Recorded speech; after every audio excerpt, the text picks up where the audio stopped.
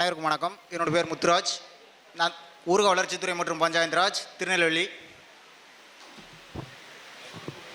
எல்லா வெற்றியாளர்களுக்கும் ஒரு கடந்து வந்த பாதை, ஒரு சக்தி இருக்கும். அதை நான் எப்போவும் மறக்க மாட்டேன்.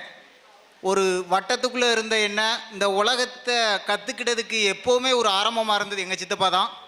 அவங்களுக்கு என்னுடைய நன்றி. என்னை இந்த 4 வருஷமாக செதுக்கின இந்த சுகேசார் தூத்துக்குடி நன்றி.